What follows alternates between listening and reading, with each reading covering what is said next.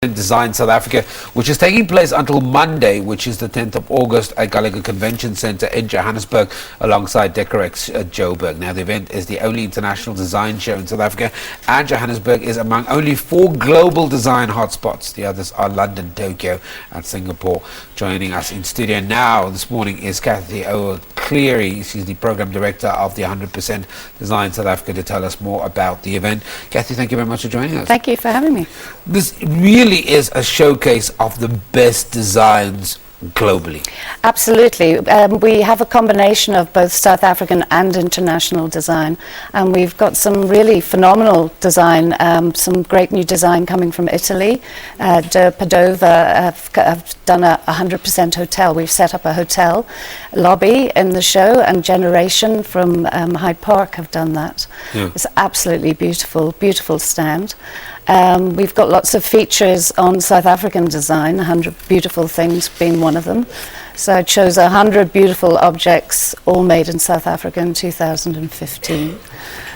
You know, when you're talking about 100 things that's been designed in South Africa, I do think that we as the public, as the ordinary layman in the street, we do have a kind of maybe dulled down perception of just how well our designers are doing globally. And this is really a showcase of the best, isn't it? It's a showcase of the best, but our designers are doing phenomenally well overseas. And most of the designers on our show are actually exporting already to high-end shops.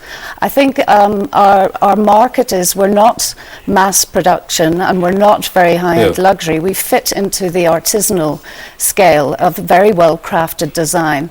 And there's a big scope for that at the moment, and people are very hungry for design that has a provenance and a meaning, and people are relating to well-crafted design, which we have plenty of. Cathy, last year you launched this in Cape Town. It's now in Johannesburg this year. What is so idyllic about Johannesburg as a design showcase, as a hotspot? Well, Johannesburg is where the money is at, but it's also a phenomenal place for a lot of Africa to come and shop.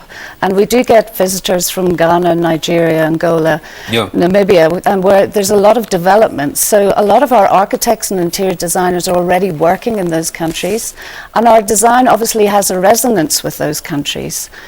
So we're doing actually very well, and I think there is a lot of our younger designers aspire to be in Europe or America, but actually the market for them is in Africa.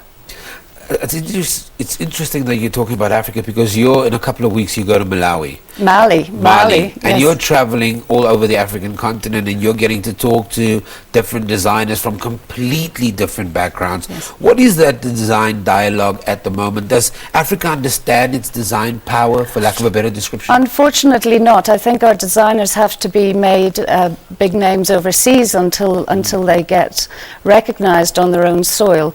And I think there's a lack of definition between what is craft and what is design. Yeah. And design is really a considered process of creating an object as opposed to crafting an object. And I find our designers around the continent really struggle to get recognized in their own country, and also struggle with a lot of issues, selling their work on the internet or anything like that. So there are big logistical problems with travel and with exporting from one country to the other in Africa.